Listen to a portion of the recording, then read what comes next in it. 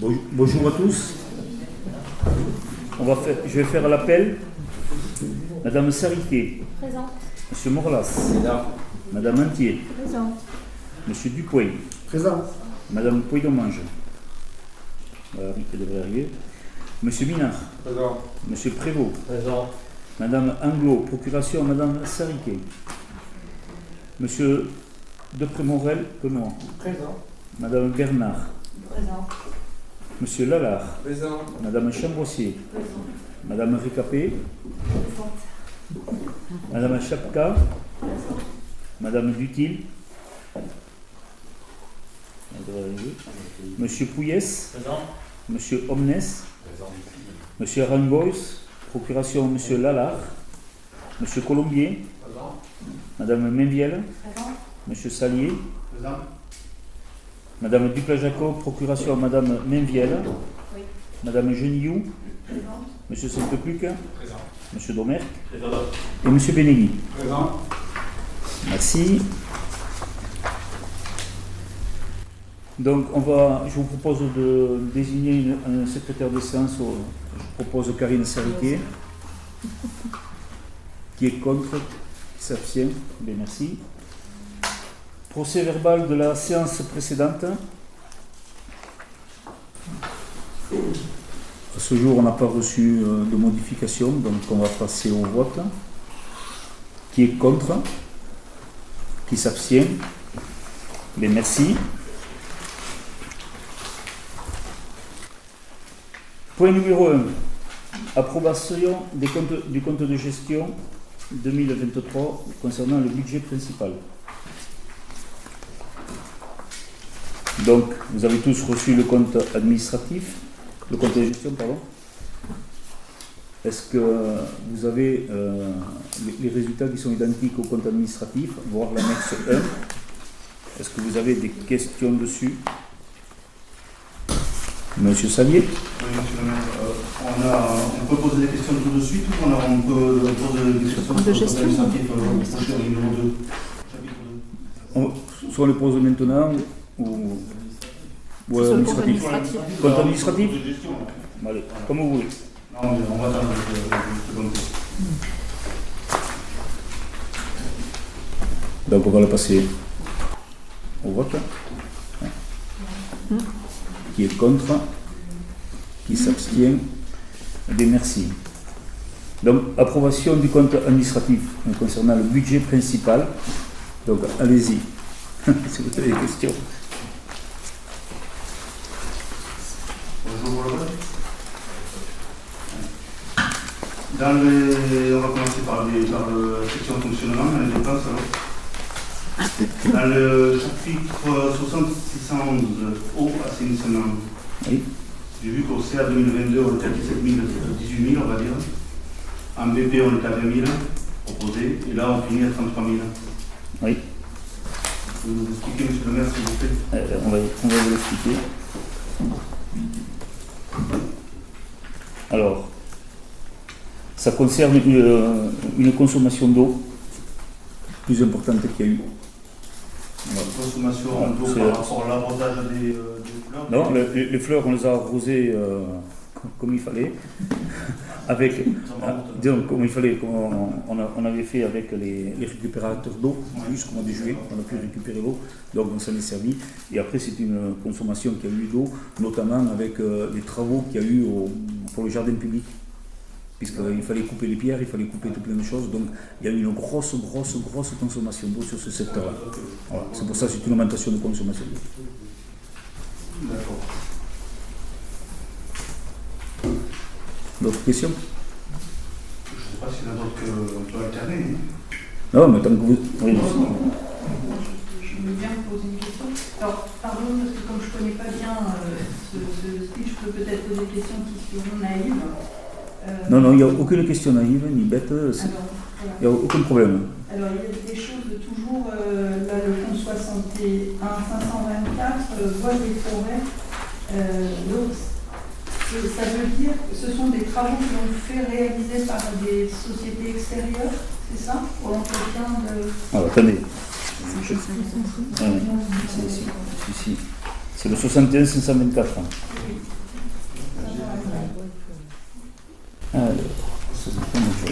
ici.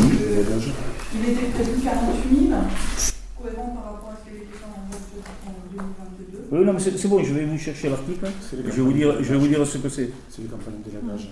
Pour moi, c'est voilà, c'est campagne d'élagage, mais je vais quand même vous le préciser. 75-24.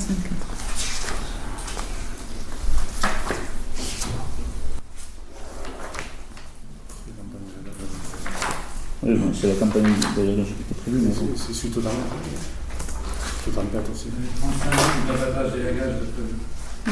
Non, c'était... Oui. 75-24. C'est ça.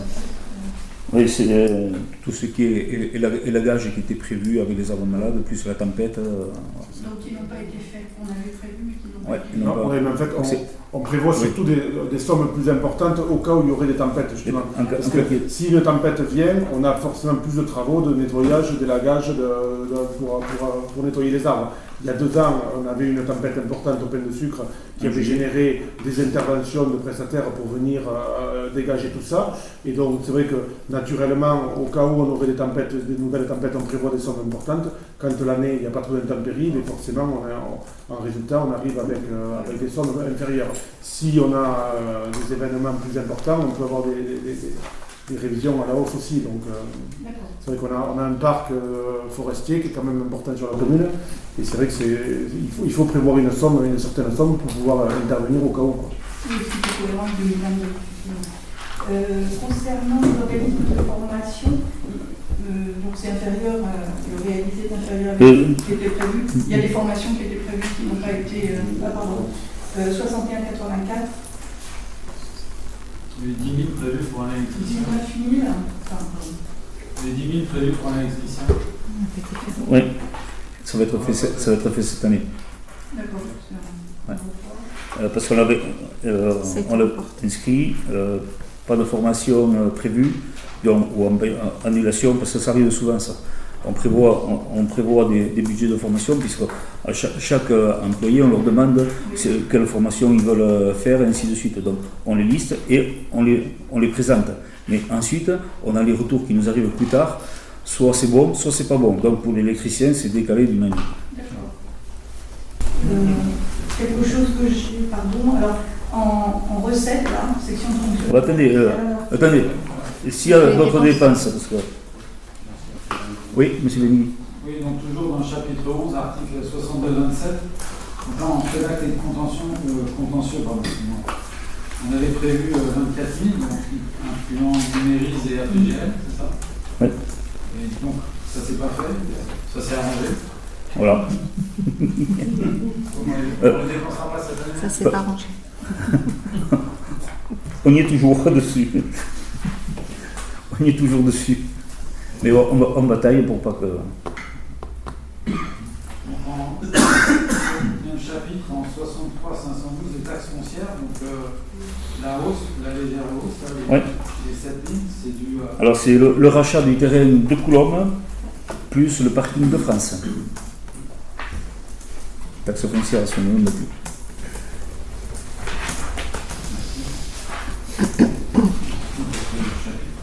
J'en ai une autre dans le fonctionnement, dans les dépenses.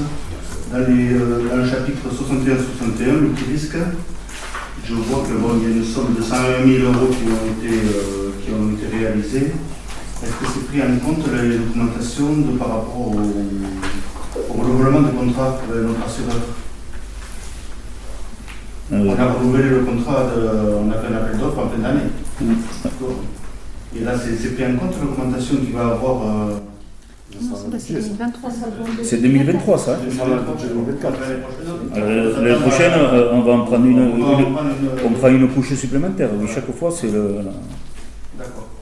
Aujourd'hui, les assurances, c'est très compliqué à gérer, donc on met des augmentations en attendant d'avoir les tarifs. Mais bon, ça va augmenter. Je ne sais pas si vos contrats ont augmenté, mais les miens ont augmenté. On a pris 7% sur la voiture et 6 ou 7, pratiquement un peu moins sur la maison. Mais bon, ça y va quoi. Donc on est un peu bloqué au niveau renégociation du contrat sur sa niveau de notre commune. Ouais. Personnellement, on peut le aussi. compliqué. Épuré. D'autres questions sur les dépenses? Allez, aux recettes, Madame Genillot. Oui. Alors, 70-62, redevance et droits des services à caractère culturel. Ouais. Déjà, la prévision était très nettement supérieure à ce qui avait été réalisé en 2022, et là, le réalisé 2023 est encore plus important. Alors, je voulais savoir ce qu'il y avait derrière. C'est qu'on travaille de plus en plus avec l'Office de tourisme.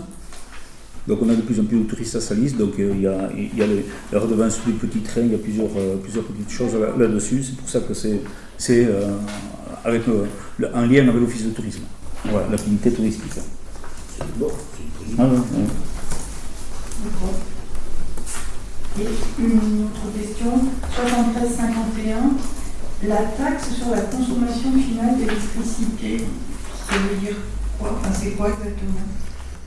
Eh bien, c'est qu'on reçoit une part communale qui est versée. C'est comme sur vos impôts fonciers, vous avez une part taxe communale, taxe départementale, taxe. Voilà. D'accord. On a un retour sur l'électricité. D'accord. Merci. D'autres questions?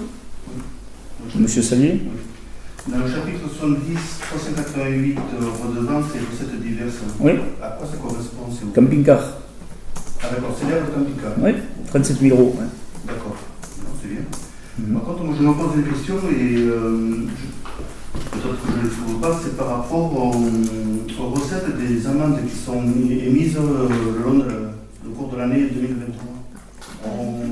C'est pas la mairie qui les touche. Hein. Ça part à Rennes et nous on touche rien. C'est l'État. C'est l'État. Hein. On touche pratiquement rien. On touche les 500 €. Je crois qu'on a la possibilité de les intégrer directement dans le budget. Non? On n'a pas la possibilité de nous On touche 500 € à peu près. Non, il n'y a rien. Tout par l'État. Il y a une loi une délibération qu'on peut prendre pour que ce soit intégré directement dans la Ah commune. non. Non? Moi, si on pouvait le faire, on gérerait un peu mieux et on aurait beaucoup plus de sommes parce que ça part à l'État. Hein. Je pense qu'il y a certaines communes qui les perçoivent directement. Hein. Non, dites-moi qui après. On peut les appeler je les appelle dès demain matin. Hein. C'est une question, je crois. Non, mais je vous dis, non, ça part directement à l'État. Les sociétés privées qui font les contrôles avec les voitures, c'est pas grave. Oui, non, c'est Oui. privé qui font le contrat avec l'État. Non, mais après, non, monsieur Nous, Salier, c'est notre politique. toutes les amendes montent à l'État. Par contre, après, on peut avoir, pour des aménagements de sécurisation, Ça, d'accord. faire appel à une partie d'amendes qui ont été payées. Mais on n'a rien dans le budget. Ok, merci. Monsieur Benigni. Oui, donc chapitre 73, article 73 111 sur les impôts directs locaux. Est-ce qu'on pourrait connaître la THRS, la taxe d'habitation en résidence secondaire 73. Alors, sur les 2 millions 797 000. c'était 1 million et quelques, parce qu'on les a dans les OB. On en parle dans les OB en vous disant que, si vous avez bien lu les OB, normalement, on a 200, taxe d'habitation et résidence secondaire, 242 000. On veut juste souligner que c'est pas important et c'est un levier. On en a déjà parlé. Oui, non, mais tout à fait. Donc je note que le casino, il a bien marché. Oui. On verra ça dans le prochain. Mais le casino par touche, on avait mis 45 000 et on a eu 55 000. Et le revenu des immeubles, donc ça c'est chapitre 75, article 752. Ouais. Ça c'est les locations. Alors, c'est tous les loyers que l'on perçoit, Oui. dont les locations de Jean Monnet. Il y en a pour, je me doutais que vous alliez me poser la question, que quelqu'un allait poser la question, je vous avais donné l'information. La location à l'espace culturel Lucien Basse Catalina a rapporté 27 395 € sur 52 locations.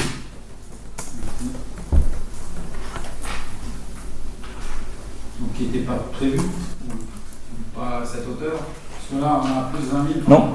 On est en augmentation sur Jean Monnet. Et le reste, entre guillemets, Mais c'est toutes les locations d'immeubles que l'on a, les appartements. Teuf, tout ce qu'on... Juste en dessous, donc 75,88, le produit divers de gestion courante. Ah, l'attendez. Ici, 15 000 il y a 2 ans, 15 000 de prévu et 20 800 réalisés. Attendez, je vais vous les chercher parce que j'ai pas... Autant les autres, je les ai vus, 60.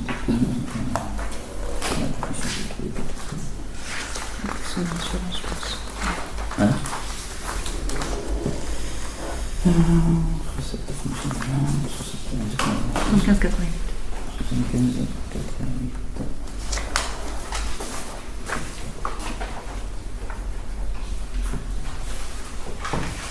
Alors, facturation de redevances incitatives puis remboursement des frais de gestion du pôle social par le département.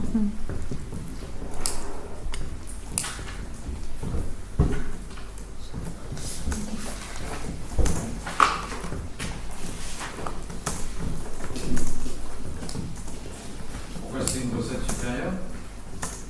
Pardon? C'est une recette qui est supérieure au prévisionnel. Oui, par rapport à la redevance incitative.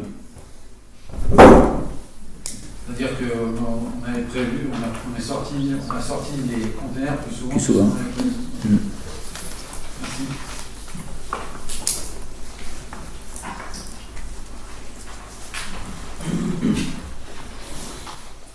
Est-ce qu'il y a d'autres questions concernant...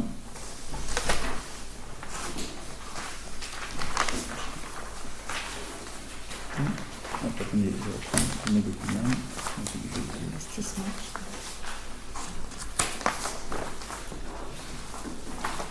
Un investissement. C'est fini pour le fonctionnement, hein, pour le terme de question. Et un fonctionnement. Un investissement, pardon. Vous avez des questions ou pas? Oui. Concernant l'article 21.638, autres réseaux, au niveau de l'éclairage public, je vois qu'il a été réalisé 106 903,34. Oui. Ça correspond à peu près à combien de points lumineux qui ont été... 550. Puisqu'on avait 1100 points lumineux, il nous en reste 570, c'est à peu près 550. 500. Et on a mis ce changement sous tête LED. Il reste à réaliser 331 000. Ouais, ça va être fait cette année. Tout le reste. J'avais une question également concernant donc, le compte 020, dépenses imprévues. Donc ça, c'est quelque chose qui est systématique dans chaque budget, qui nous permet d'avoir une petite porte pour la soie. Voilà, c'est ce qu'on pouvait mettre sur l'ancien budget, maintenant on ne peut plus le mettre. Alors, on se gardait toujours une porte pour la soie pour un jeu d'écriture beaucoup plus simple avec une DM, voilà, tout simplement.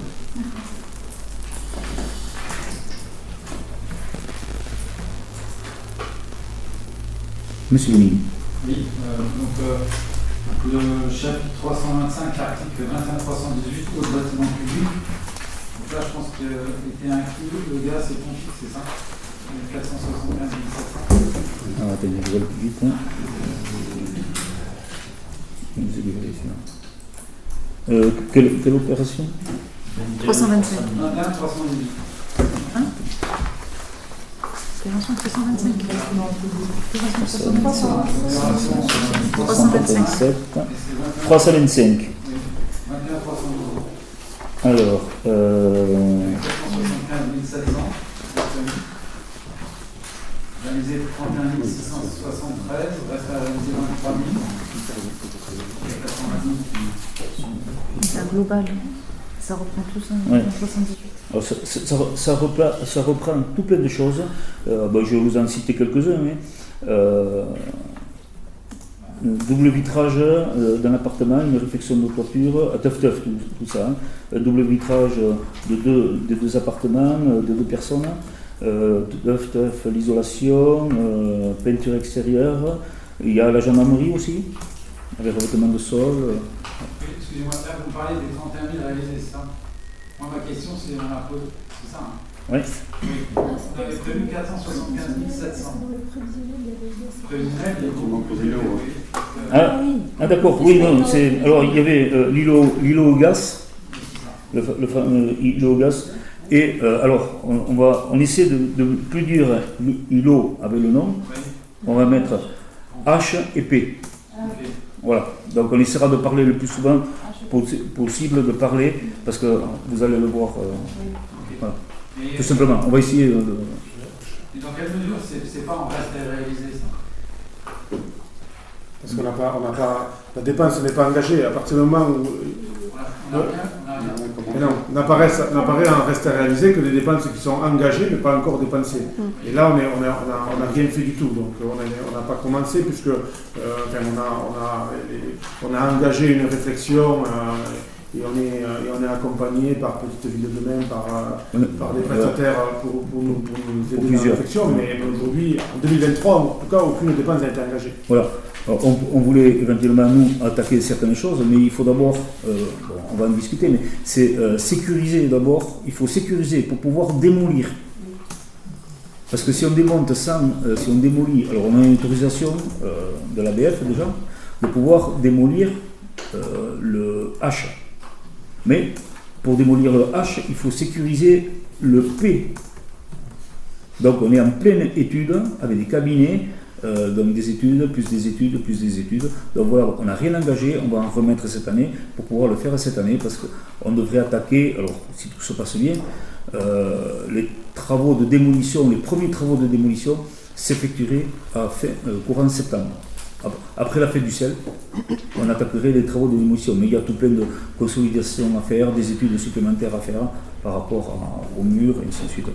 Mais Arnaud va en parler un peu plus. Non, oui. Bon. Juste préciser que le gros changement entre 2024 et 2023, c'est qu'en 2024, on aura la maîtrise foncière de l'îlot P, alors qu'en 2023, on n'avait pas l'acquisition foncière, donc c'était plus délicat d'engager les travaux sur une parcelle qui n'était pas à nous. Là maintenant qu'on va avoir la maîtrise foncière, ce sera plus facile, et en 2024, on est davantage maître de notre décision.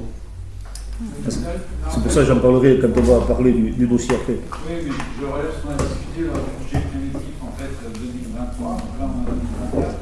Donc on avait parlé déjà, hein, de HIP. Ouais.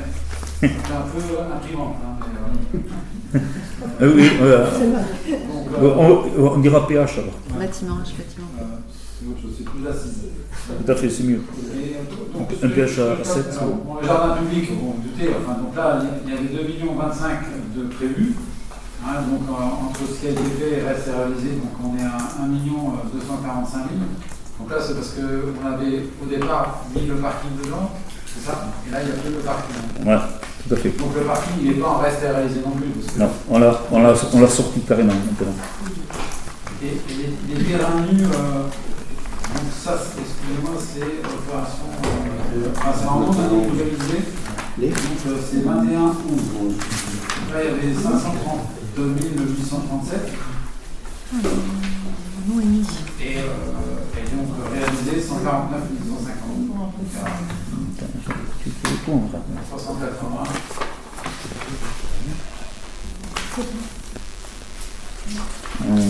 Ici.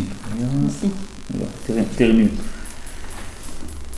C'était quoi ça?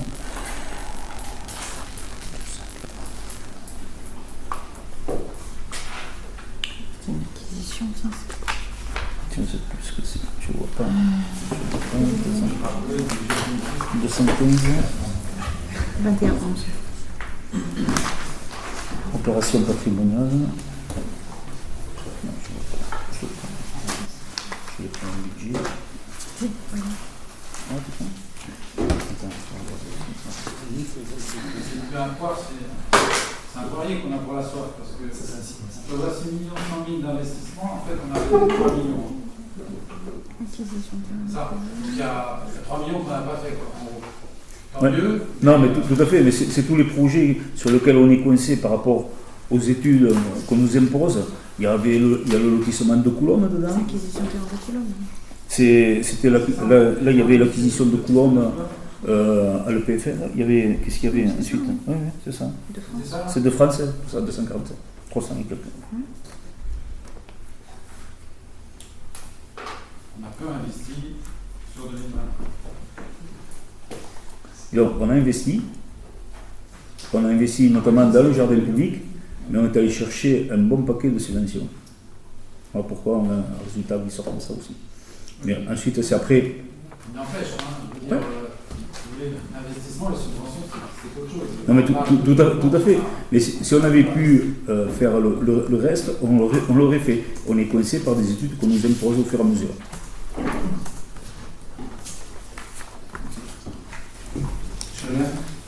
Donc,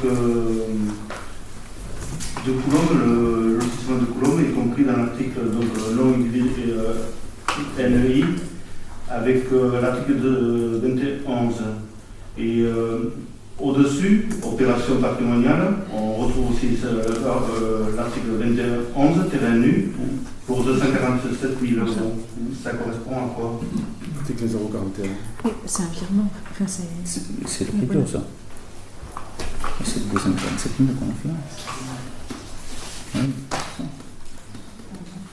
Mais c'est l'acquisition de Coulombe, c'est 247 635. Et vous nous parlez aussi des alors Mais on me posait sur les terrains nus avant, les 21 Il y en a les deux aussi. Ah ben, je sais pas, moi. Donc les 630 000 €, ça correspond à d'autres choses aussi. Oui, mais ça. Les 530 000, ils n'ont pas été dépensés, ça devait être les dépenses. C'était les travaux. Les travaux. De quoi on nous parle? non individualisé. Non individualisé, c'est ça. Ici. Non. En plus, dans le budget prévisionnel, le 247 000, c'est du Coulombe. 247 635 96. Dans le budget prévisionnel. Ouais. Dans le BP. On a voté. Dans le BP et au CA, c'est exactement le même, puisqu'on connaissait le prix. Mais les 530 000. Donc on en revient à la question qui a été posée avant. Donc, à quoi ça correspond les 530 000 €? Prévu un an et demi. Ah oui, d'accord. Ok. Ça y est, je vais le trouver. Terrain nu à non individualisé. Moi, je répondais sur les opérations patrimoniales. La question portait bien sur en non individualisé. La question que je vous ai posée, c'était sur les 530 837, et vous m'avez dit que Coulombe, je ne sais pas quoi, partout de France. Oui, non, parce que j'étais avec la ligne. Ok, non, mais c'est pas cette ligne. J'étais la ligne au-dessus. Vous avez dit que c'était en non individualisé, et là Ouais. c'était 0,41. On avait mis 530 Oui, et on a réalisé 149. C'est ça. oui, c'est ça. Alors, ça c'était. Voilà, ici. Là. Ouais. Au tout début. Ici, le 149, là c'est l'acquisition. Oui, l'acquisition de Coulombe s'est fait en deux parties, en 247 635 et 149 639 01. De Coulombe nous a coûté 400 000 €. On avait prévu 530. C'est comme ça que c'est au Oui, parce qu'il y avait deux France aussi dedans. Ça concerne tous les rachats à l'EPFL. C'était 400 de Coulombe et 130. 247 635 et 149 639. Et le restant, c'était, comment il s'appelle, de France. Ce qu'on a dit tout à l'heure.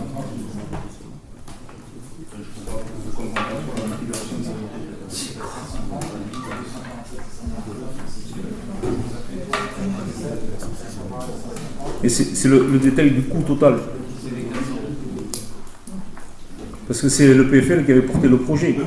Et ils avaient acheté. Ça avait été vendu, la ville avait vendu, le PFL avait payé. Donc à un moment donné, il fallait le rembourser. Avec les intérêts, donc le coût total, c'est bien le détail de ce qui est marqué là. Le prix, ce qui reste à payer, plus les 149 000 € qui avaient été portés. Puis la prévision a été prévue en non individualisé alors que la réalisation a été prévue sur les opérations patrimoniales. Voilà. C'est rentré dans le patrimoine. Voilà.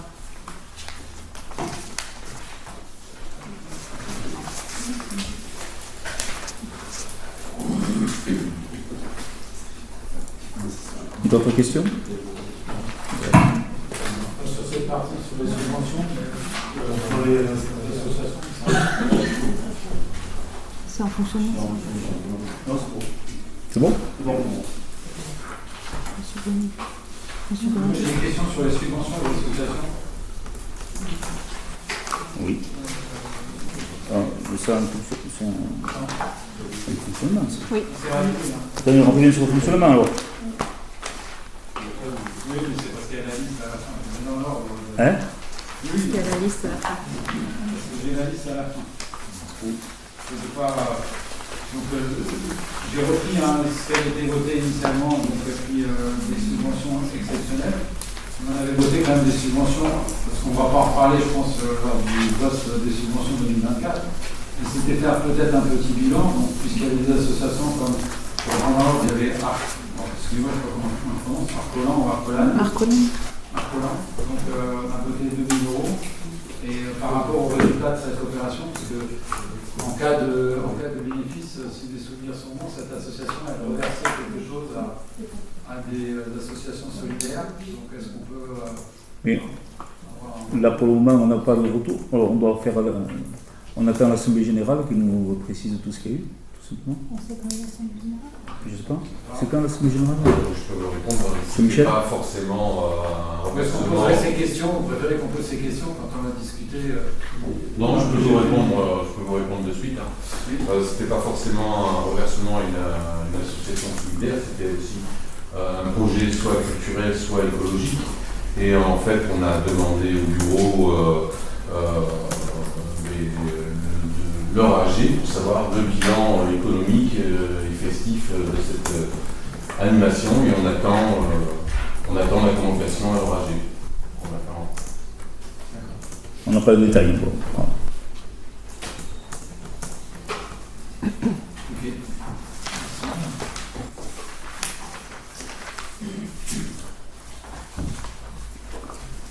Bon, donc pour passer au vote, il faut que je sorte.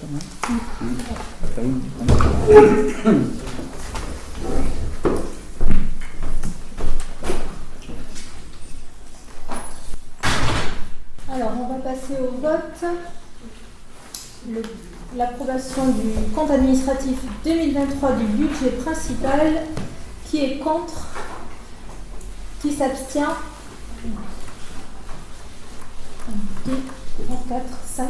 J'en ai bien 5. 6. Merci.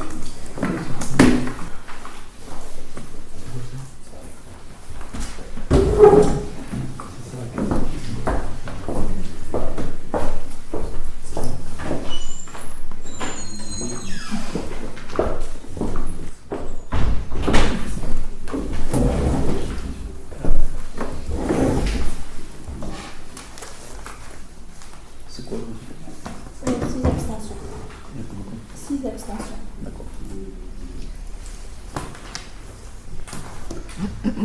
Bon, moi je tenais quand même à remercier tout le personnel administratif, notamment le service comptable et Madame la DGS pour le travail qui est fait dans la tenue des comptes. Merci. Et de l'ordre envers la trésorerie du Bernégal. Voilà. Point suivant, approbation du compte de gestion budget assainissement, Monsieur Dupuy, 2023. Alors, le compte administratif 2023 du budget principal. Non, pardon. Le compte de gestion produit par la trésorerie du Bernégal fait apparaître les résultats identiques à ceux du compte administratif. Donc, Monsieur le maire sollicite le conseil municipal pour approuver le compte de gestion 2023 du budget annexe assainissement. Donc, qui est contre? Qui s'abstient? Merci. Point numéro 4, approbation du compte administratif 2023, en 2022, budget annexe assainissement. Donc, Monsieur Dupuy. Donc, le compte administratif 2023 du budget annexe assainissement fait apparaître les résultats suivants. Donc, en fonctionnement des dépenses de l'exercice à 57 253 et des recettes de l'exercice à 293 595, soit un résultat de l'exercice à 236 341. En investissement, des dépenses de l'exercice à 250 782 et des recettes de l'exercice à 153 799, soit un résultat de l'exercice de moins 96 982, des déficits reportés 2022 de moins 171 513, soit un résultat cumulé de moins 268 496, soit encore donc un excédent de clôture de moins 32 154. Donc le budget assainissement 2023, il est principalement impacté par le lancement du schéma directeur d'assainissement. Donc en fait, on a des dépenses d'investissement qui sont relativement élevées, donc principalement en lien avec le schéma directeur d'assainissement, sachant que les recettes de l'exercice ne peuvent pas couvrir l'intégralité des subventions qu'on a à mettre en face. Donc c'est pour ça qu'on a un résultat de l'exercice en investissement qui est relativement déficitaire. Et après, donc, on avait un résultat de fonctionnement de 236 000 et qui nous permet de couvrir le déficit d'investissement. Si vous avez des questions. Oui. Oui, c'est en section de fonctionnement. Comment vous expliquez qu'on ne respecte pas du tout le budget 2023? Donc on a des dépenses très faibles, on a des recettes très fortes. Oui. On n'a pas des recettes très fortes. Oui, parce qu'en fait, le principal des recettes, c'est le virement de la section d'investissement, en fait. Il y a la redevance d'assainissement collectif à 156 000. Ça, oui, ça c'est les. Et donc, on a réalisé 57 000. C'est bien ça, hein, en section de fonctionnement. Oui, mais ce que je veux dire, en section de fonctionnement, en fait, on a toutes les rentrées d'argent liées à la facturation des services d'assainissement. Mais en fait, des dépenses de fonctionnement réelles, la commune n'en a pas, puisqu'on a un délégataire et qu'on a très peu de. Donc en fait, toutes nos dépenses sont en investissement, elles ne sont pas en fonctionnement, et c'est pour ça qu'on ne peut pas regarder un équilibre par section, mais plus au global. Et le résultat de fonctionnement, donc, il vient en face des dépenses d'investissement qui sont principalement l'étude du schéma directeur d'assainissement, ainsi que l'accompagnement par la communauté de communes pour faire par la PGL, pardon, pour faire ce schéma. Vous répondez à la question, hein, donc vous savez, on est complètement lié à ce prestataire, donc à oui. Moi je note que, si j'ai bien lu, hein, donc, quand on regarde les éléments du bilan, notamment sur les emprunts, eh bien, il reste 850 000 euros de capital nu.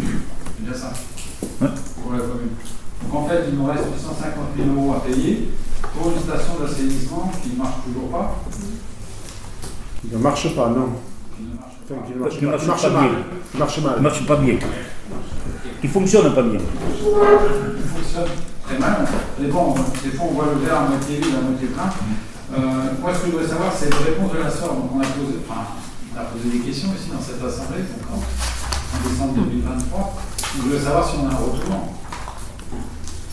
Alors, on vous a retourné par rapport à vos questions. Moi, j'ai pas de réponse. Non, ils vont les présenter. Pardon ? Hein ? Ils vont les présenter bientôt. Ah d'accord, ok, je sais pas. Je croyais qu'on les avait retournés. Non ? Ben, on n'a toujours rien encore. Je croyais qu'on les avait reçus. Je m'attendais à les avoir reçus. Non, on les a pas reçus. On devait vous les transmettre, mais on n'a pas reçu encore. Pourtant, on a relancé. C'est pas faute. Écoutez, moi je trouve, je le souligne, j'insiste, c'est pas la première fois. Je trouve ça complètement scandaleux par rapport à ce qu'on paye et qu'on n'ait aucune réponse. Donc j'espère qu'on aura les bonnes décisions. On se posera la question du. Mais par rapport à ça, M. Benegui, je ne vous dis pas de bêtises. Hein. Ils ne vont pas parler. Hein. Non. M. le maire est témoin. Nous avons rendez-vous, normalement, hein, si nous le maintiennent, le mardi 26 à 11h. Écoutez, bon, c'est quand même. Non, mais on va leur remettre un coup de. Pas de souci. Et là, normalement, on a le responsable qui vient au-dessus de Madame Espram.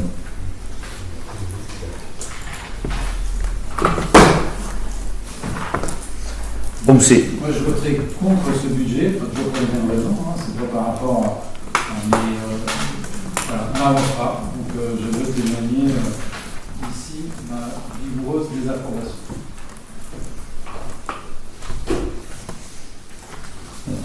D'autres remarques, d'autres questions? Oui. Oui, concernant le schéma directeur, oui. Je vois qu'il a été. Vous avez utilisé 229 000 euros. est réalisé 27 000 euros.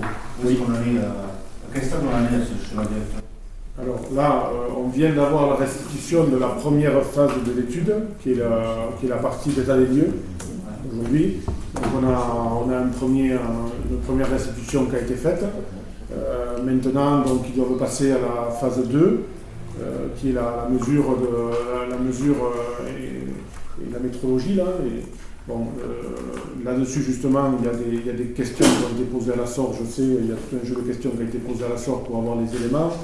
Et puis, il y a des mesures qui sont en cours de se faire, puisqu'il faut attendre que les nappes phréatiques soient en position haute, et là, c'est le cas maintenant. C'est là où, le printemps, c'est le moment où elles sont les plus hautes. Donc, il y a des mesures qui sont faites actuellement. Voilà où on en est. Enfin, on suit le planning qu'on s'était fixé là au mois de novembre, quand on a missionné le bureau de AE. Voilà. Pour un rendu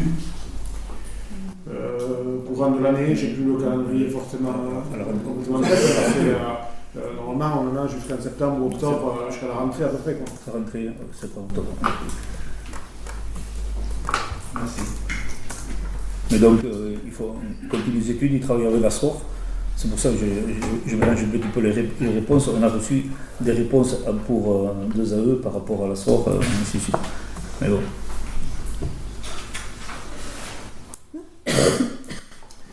Attends, Il n'y a pas de questions? je sors. Ah.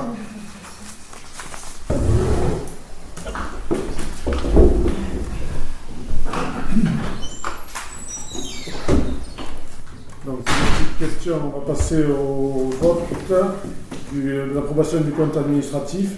Donc, qui est contre? Qui s'abstient? Alors, 1, 2, 3, 4, 6 abstentions et 1 contre. Je vous remercie.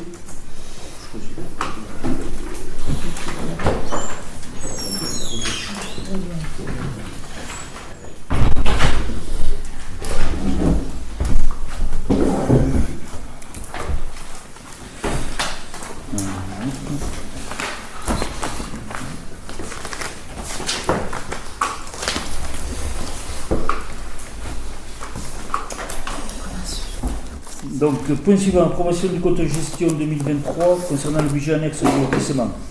Donc, le compte de gestion produit par la trésorerie fait apparaître un résultat nul, puisque ce budget ne fonctionne pas pour l'instant. Donc, aucun compte administratif n'est produit pour l'exercice. Mais on est quand même obligé de passer au vote. Donc, qui est contre? Qui s'abstient? Eh bien, merci. Affectation des résultats 2023 concernant le budget principal. Donc, on a voté le compte administratif tout à l'heure. Donc, les dépenses de fonctionnement de l'exercice, 3 916 439,55. Les recettes, 5 344 258,23. Donc, ce qui fait un résultat positif de l'exercice à 1 427 818,68. Donc, concernant le fonctionnement, dans la section fonctionnement, je vous propose d'affecter la partie du résultat 127 000 euros en report à nouveau et 1 300 818,68 en investissement. Concernant l'investissement, dépenses de l'exercice 3 31 915,88, les recettes 4 3 941,91, ce qui sort un résultat à 972 026,03, auquel on rajoute l'excédent reporté de 2022 de 1 66 429,82, ce qui sort un résultat cumulé de 2 38 455,85. Donc le résultat, je vous propose de l'affecter et le reporter directement à reporter un investissement pour le même montant. Qui est contre? Qui s'abstient? Merci. Affectation des résultats 2023, budget annexe à l'assainissement, M. Dupuy. Alors, dans le cadre du budget primitif 2024, M. le maire propose de reprendre les résultats de l'exercice 2023 et de les affecter en comptabilité sur le budget 2024 ainsi. Donc, la section de fonctionnement, donc, le résultat de 236 341,74 € serait affecté à un report en investissement du même montant. Et en section d'investissement, donc le résultat de moins 268 496,41 serait reporté en investissement pour le même montant à moins 268 496,41. Qui est contre? Qui s'abstient? Merci. Merci. Point suivant. Bon, on a fini de parler de chiffres pour le moment. Plan de mobilité, validation des propositions du groupe de travail. Madame Sariquet. Monsieur le maire informe le conseil municipal que le groupe de travail sur la mobilité s'est réuni le 12 février dernier, et notamment pour déterminer les actions à mettre en œuvre dans le cadre du plan mobilité. Le travail a été mené sur la base du schéma directeur cyclable de la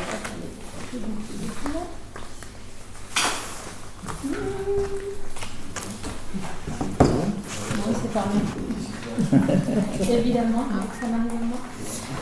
Donc le groupe de travail a travaillé sur la proposition du schéma directeur cyclable de la communauté de deux communes du Berne-des-Gaves. Et notamment l'idée était d'émettre des avis et des propositions sur les différents fiches itinéraires qui avaient été proposées. Donc vous les avez eu en annexe.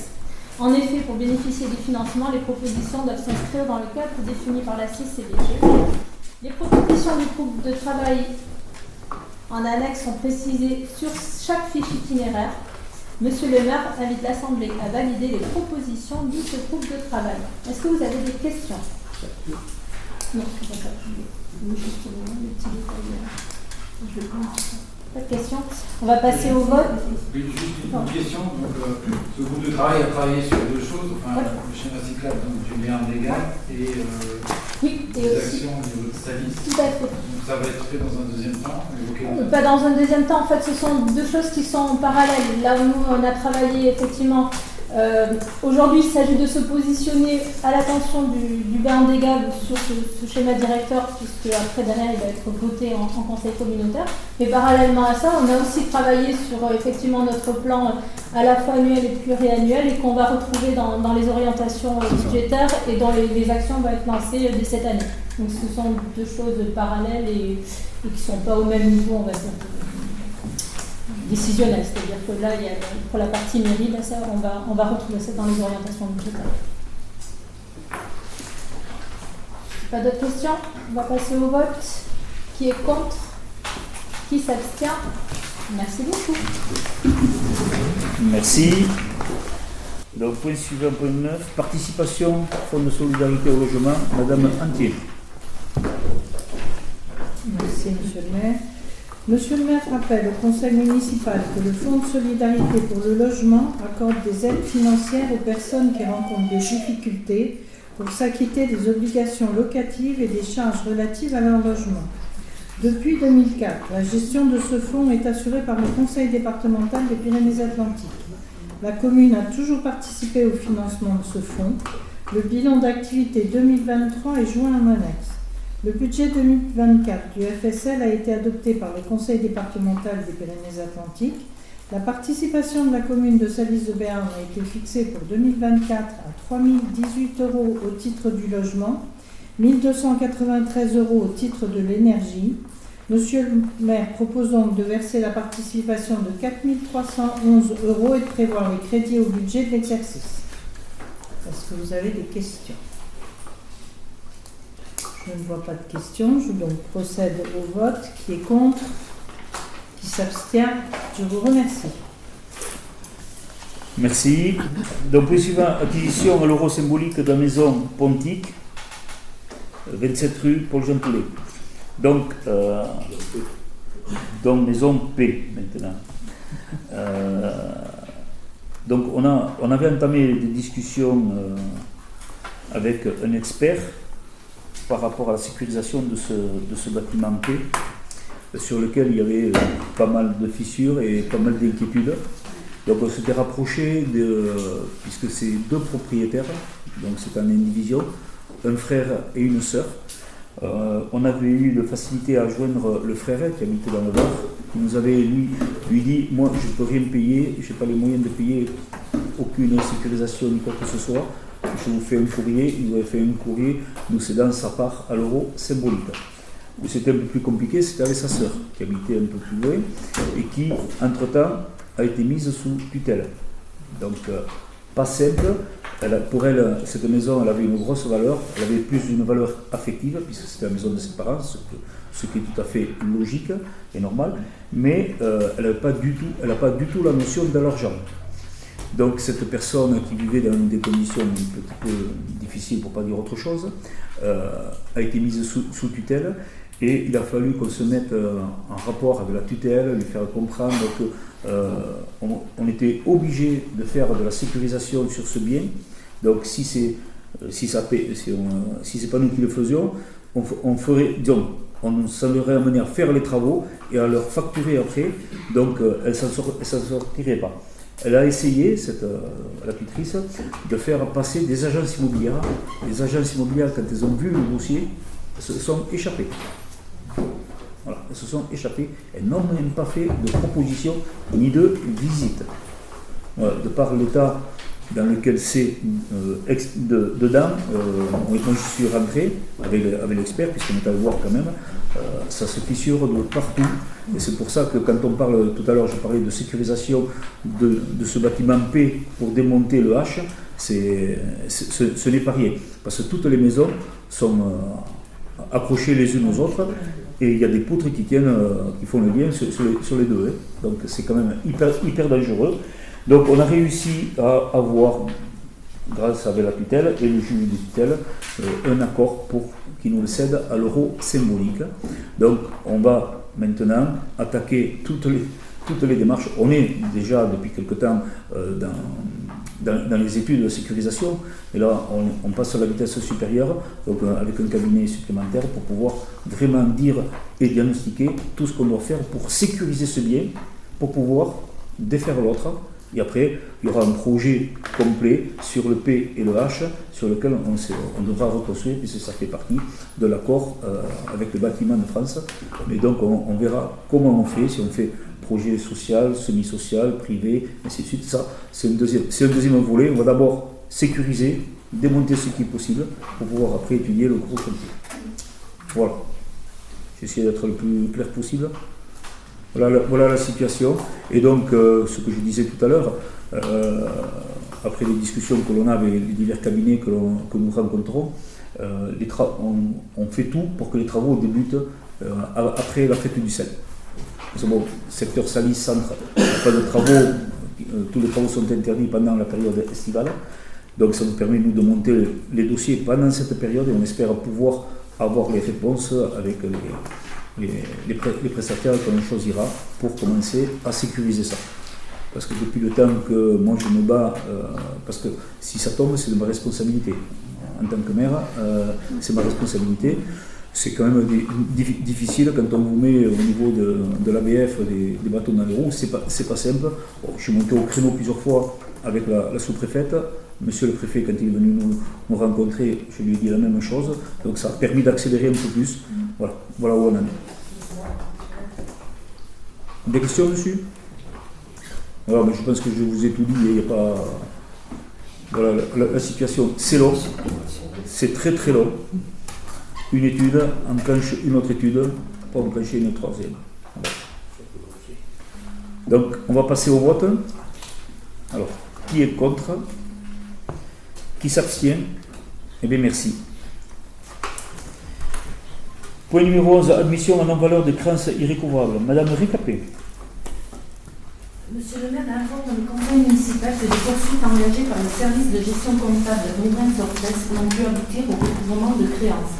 La plupart des créances concernent des impayés, cantines et garderies entre 2014 et 2020, et la gérance du camping municipal 2017-2018 pour la somme de 2352,45 €. Monsieur le maire propose d'admettre en non-valeur au compte 6541 les titres de recettes mentionnés dans la liste 6969 130 112 fournis par la SGC pour un montant de 2612,67 € et dans la liste 618 335 0512 fournis par la SGC pour un montant de 800 €. soit au total 3 410,67 €. Avec des questions?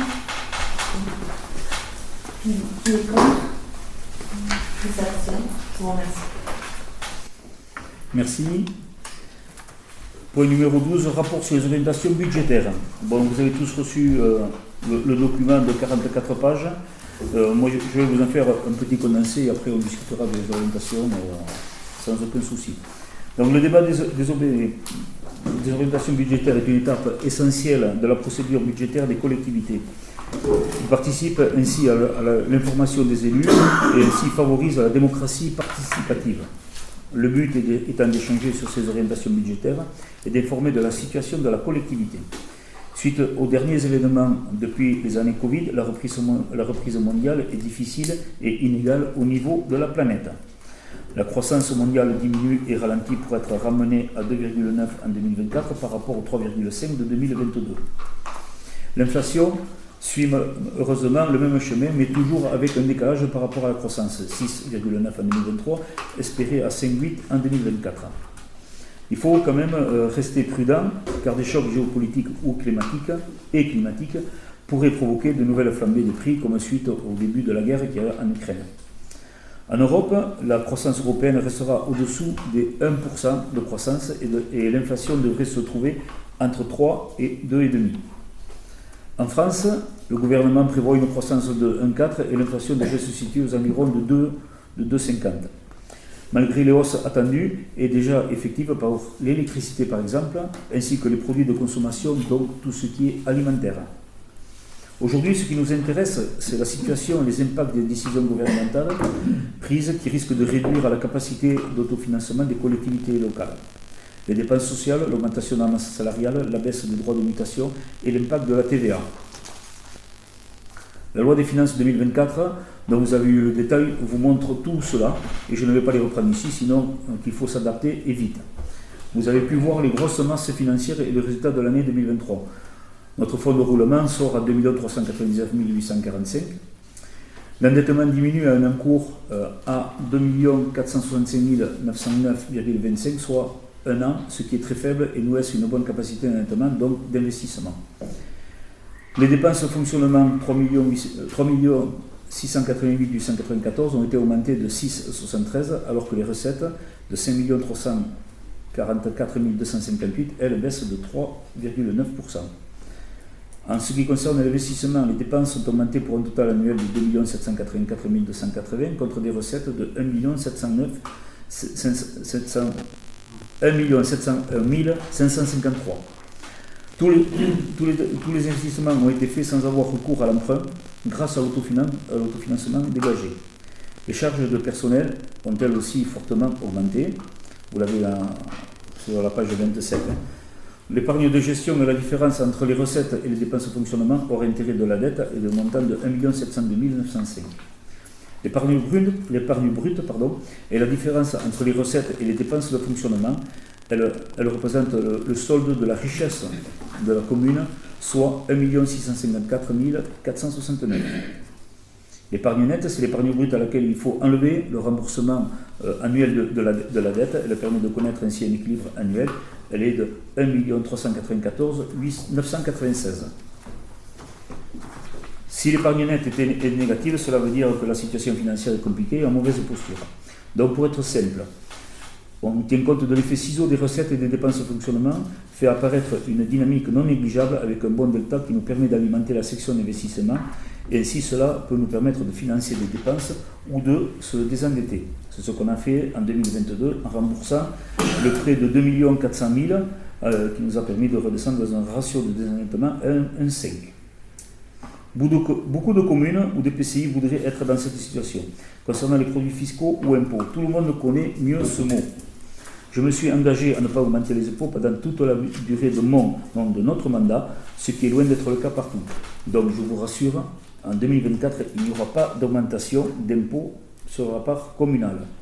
L'État lui avait augmenté les bases de 7,06 en 2023 et vous avez le tableau avec les augmentations concernant l'année 2024 avec 4,60 sur le foncier bâti et 3,67 sur le foncier non bâti à la page toujours 41 de ce même document. Par contre, nous subissons une baisse de 8,56% de la taxe sur la résidence secondaire. Donc voici la situation de notre commune. Bon, c'est une bonne gestion rigoureuse qui est appliquée, n'empêche nullement de faire des investissements et ainsi de développer notre commune en transformant un peu plus chaque année sans brûler les étapes et les finances. Nous souhaiterions aller plus vite, mais il existe pas mal de contraintes administratives. C'est tout ce qu'on a discuté tout à l'heure sur des dépenses que l'on met dans les budgets d'investissement qu'on ne peut pas faire parce qu'il faut faire des études, parce que ça bloque au niveau de l'administration et ainsi de suite. Donc voilà, je vous ai fait un résumé simple de la situation. Bon, vous la connaissez. Vous avez les orientations que l'on a mis au niveau de la page 42. Donc, pour être simple, on continue le programme de voirie annuelle, 380 000. L'éclairage public, on va le finir avec les LED plus quelques armoires à changer. Au niveau du centre technique, le tractopelle commence à être défaillant, il claque assez rapidement, donc on a décidé de faire un investissement complet. Il a 13 ou 14 ans, donc il est temps de faire quelque chose avec. Donc on réinvestit dessus. Concernant l'hôtel de ville, remplacement des menuiseries, la clim du deuxième étage, on va la refaire intégralement parce qu'elle ne fonctionne pas. Quant au premier étage, on a l'été 23, 24, au-dessus ils ont 5-6 degrés de plus. Ensuite, on va aménager, faire l'aménagement de l'accueil, puisqu'il y aura 3 postes. Les espaces verts, donc aménagement du pain de sucre, aménagement du terrain La Roumette, et on va refaire un petit peu tout ce qui est la végétation au niveau du rond-point du jet d'eau. Oui. Par rapport au terrain de La Roumette, c'est de quel côté ça? Ben, c'est celui qu'on a acheté. On reconsolide le mur et on va faire un petit jardin d'agrément. Le jardin d'agrément, ouais. On va remettre par où pénètre l'eau. Oui, moi je pensais beaucoup plus grand que ça. Hein? Non, c'est le terrain qu'on avait acheté, sur lequel j'avais préempté.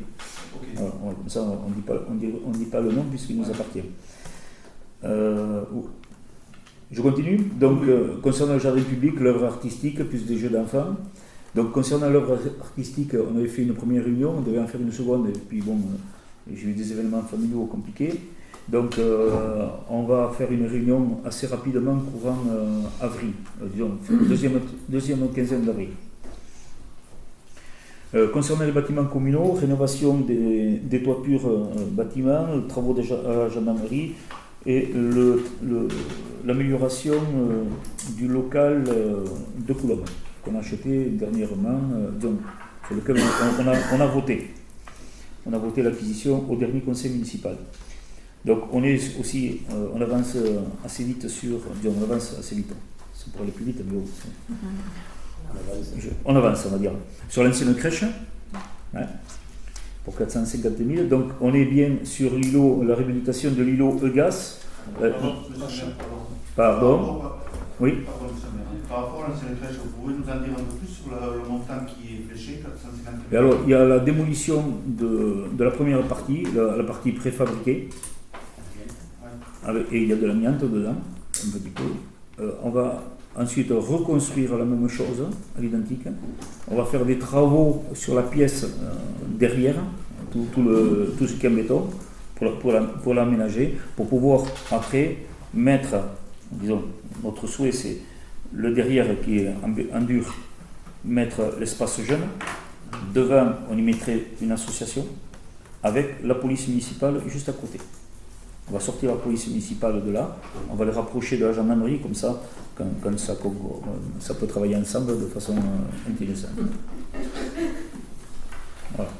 Plutôt que d'aller les chercher les uns d'un côté et les autres de l'autre, ils seront en face. Hein? Il y a le téléphone pour se communiquer. Oui, mais bon. Donc, plan de mobilité douce, Karine en a parlé tout à l'heure, on a mis au budget 75 000 € par rapport à ce qui est demandé, souhaité. Signalisation des zones inondables aussi, donc refaire une signalétique par rapport à tout ça, pour que ce soit vraiment visible de suite. Et ensuite, on est sur le projet des études photovoltaïques. Donc, on est sur des études pour un total de 20 000 euros, ce qui pousse à un total complet de 2 132 000 euros.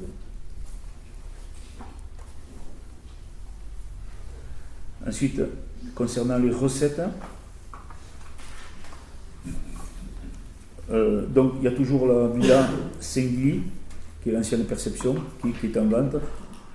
J'ai un contact là pour le moment, bon, j'attends.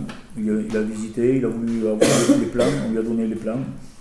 J'attends un petit peu. Il y avait un contact privé, privé. Alors, il y avait deux contacts. Contact avec l'Office 64. Oui, voilà. J'avais bataillé avec eux.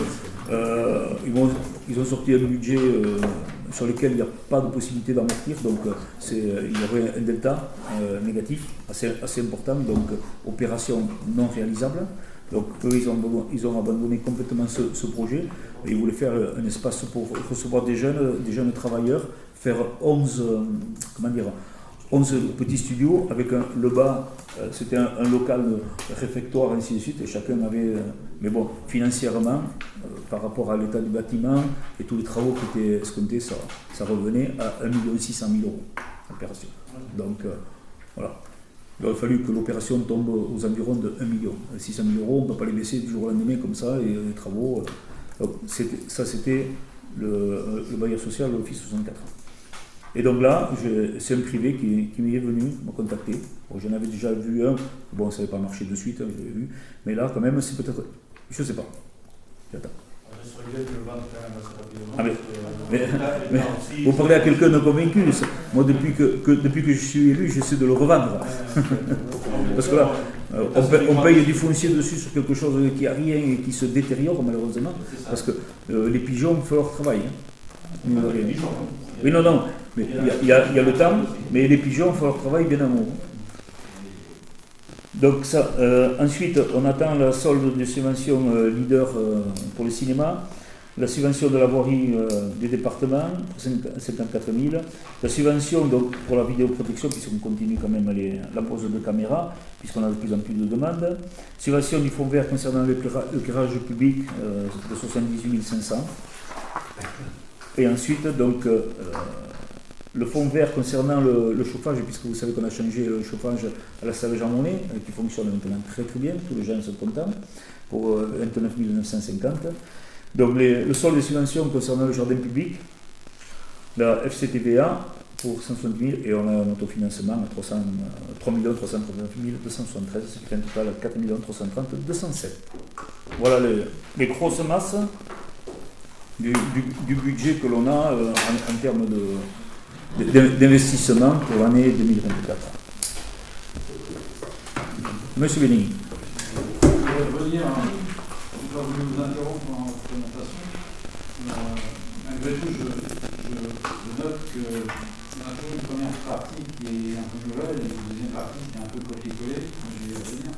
Dans la partie qui est un peu nouvelle, dans page 5, contexte national, il y a quand même des choses qui ont des incidences sur sa liste. Alors, je veux savoir si vous les avez estimées, donc là, par exemple, il est noté qu'il risque de générer une diminution sensible des autofinancements des collectivités locales. Donc, vous avez une estimation pour sa liste ou on met cette phrase comme ça? Non, c'est ce qui ressort dans l'ensemble des communes, même si on va avoir certaines augmentations, beaucoup de communes, sont dans un besoin de ressources supplémentaires, puisque la taxe d'habitation n'existe plus, donc les compensations ne sont pas à hauteur. On peut appliquer une taxe d'habitation sur l'enseignement? Oui, tout à fait. Mais sur la résidence principale. Donc là, les compensations qui ont été accordées par l'État ne sont pas suffisantes, donc ça gêne pas mal de communes. C'est un global. Quoi. Je me souviens bien, on a eu dernièrement une réunion avec les nouveaux arrivants et vous avez évoqué également devant ce conseil les résultats du dernier recensement. Oui. La population est en augmentation. Oui. Donc la DGF va augmenter. La globale de fonctionnement. Tout à fait. Normalement, voilà. Et une phrase en page 5, écoutez, je l'ai lu plusieurs fois, la dernière, je vous invite à la relire, pour ceux qui n'ont pas lu, vous l'avez bien, je ne l'ai pas comprise. Mais vraiment, bon, oui, on va essayer. Donc, je ne sais pas. C'est laquelle phrase? La dernière, c'est les dépenses publiques locales. Ça va être un peu compliqué. Si les dépenses publiques locales doivent tenir compte de ces éléments, tant conjoncturels que structurels, pour financer notamment la transition écologique du territoire, en plus des investissements en termes de services publics, elles ne pourront se réaliser dans un contexte où la capacité humaine et l'attractivité des métiers et des mandats locaux est moderne. J'ai vu plusieurs points. Je pense que ce n'est pas entièrement nécessaire. Donc juste, je ne reviens pas sur la finance 2024, mais quand même l'article 61, donc les logements sociaux, a priori il n'y en a pas sur sa liste, c'est les logements sociaux, dont il est question dans l'article 61. On en a. Voilà. Qui sont achevés depuis. Qui répondent aux 3 conditions. Ah oui. Non. Je parle de l'article 61. Je dis c'est a priori, on pose la question, on n'a pas de logements sociaux remplissant les 3 conditions de l'article 61. C'est une question. Je pense pas. Honnêtement, les lois, on les a mises pour vous tenir informés par rapport à cette loi des finances. Je ne suis pas rentré dans tout.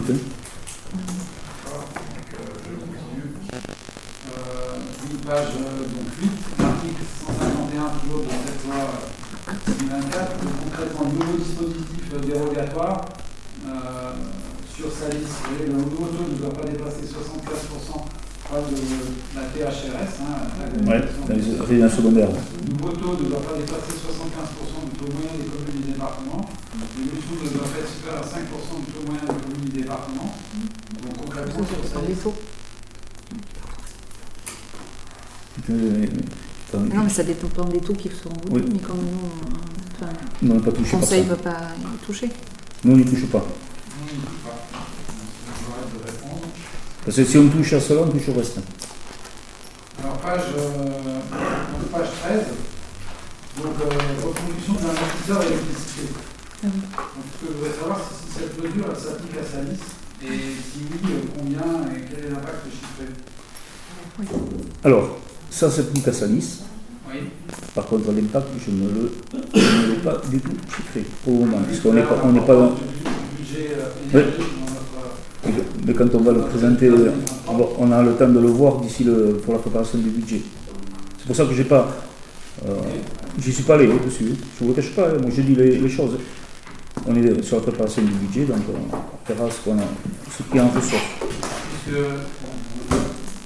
on est à terre déjà, mais préparation du budget, je rappelle juste, alors là c'est entre la page 14 et 15, donc l'article 191, publication obligatoire d'un budget vert pour les collectivités de plus de 3500 habitants. Oui.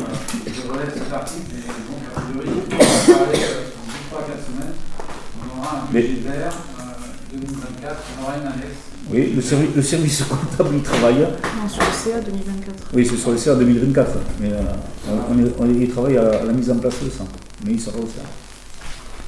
Voilà, donc climat et résilience, donc ça c'est la modalité de compensation du transfert de l'air de pouvoir et de police de la publicité extérieure.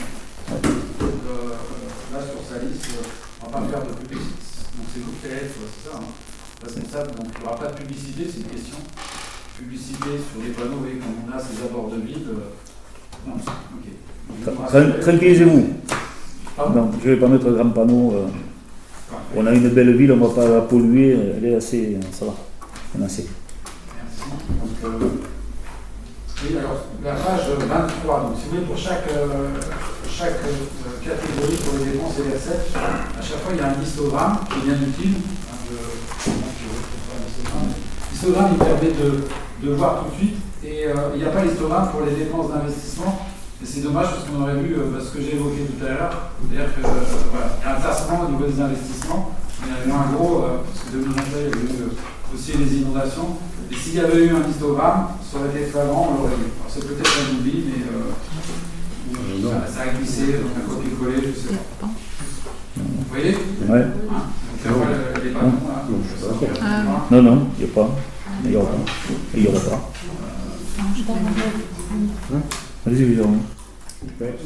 Enfin, sur la page 23, M. Benegui, on constate bien justement que sur le total des dépenses d'investissement, on a bien justement un retour à la normale en 2023. Moi, j'appelle tout ça un retour à la normale. Il n'y a pas l'histogramme. Oui, mais l'histogramme, si on avait fait un histogramme, on verrait qu'en 2018-2019, on était à 2,9 millions. Et en 2023, on revient à peu près à ce qu'on avait connu, ce qu'on connaissait traditionnellement. Après, ça a été faussé en 2024, 2025, 2020 et 21 et 22. On a été faussé par les travaux qui ont été lancés suite aux inondations. Donc là, on a un retour à la normale qui se situe un peu en dessous de 3 millions. Mais l'histogramme aurait bien montré la chose. Oui. On est à 2 millions, si on est précis, c'est 2 784 000. Oui. C'est ça. Donc on va voir, on verra dans 15 jours, 3 semaines, 4 semaines, pour 2024. Il y en a 1 496, 495, 915 en 2022, et les 8,6 millions. Mais en 2020, il y avait déjà des travaux qu'on n'avait pas votés. Si vous passez l'expression qu'on n'avait pas voté ici, enfin qui n'étaient pas les travaux d'investissement de 2020, je ne sais pas s'ils résultent de cette équipe, si vous passez l'expression.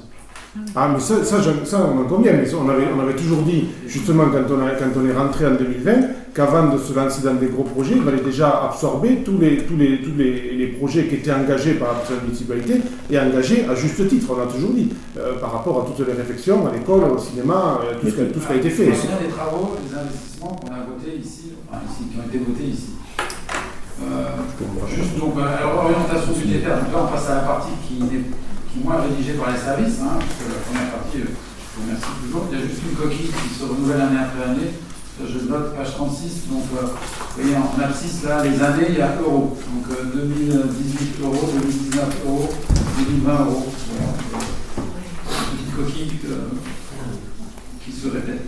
Les orientations budgétaires 2024. Donc, et je le déplore également. Attendez, vous pouvez répéter parce que. C'est une coquille. Chaque année, vous avez 2018 euros, 2019 euros, 2019 euros. Ah oui.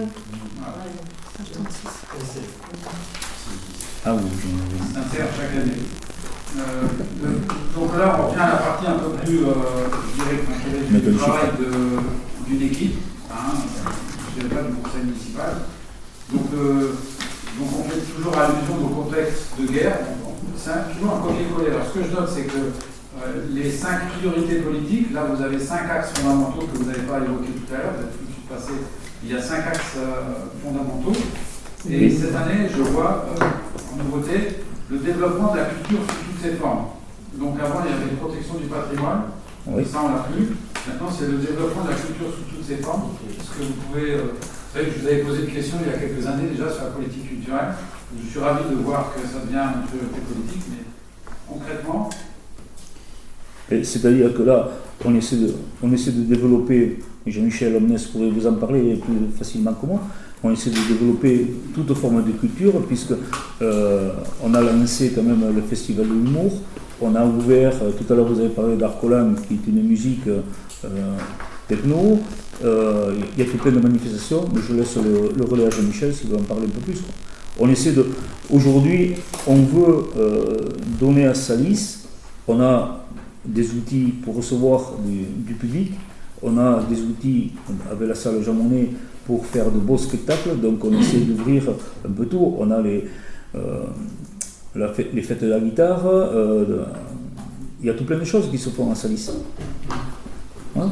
Oui, la seule chose que je pourrais rajouter, c'est que nous, on ne peut pas faire toutes les animations, on est quand même une équipe qui se pose sur ces associations et ces animations, et on essaie d'aider au projet. On essaye d'aider les associations à monter leurs projets, comme Arcolan a monté son projet de festival de musique, et on est prêt à écouter tous les divers et variés cultures musicales, artistiques et autres. Donc voilà, je pense qu'on est dans cette optique-là et on est toujours en train d'essayer de voir et comment dire, d'améliorer, de diversifier et même d'innover aussi dans...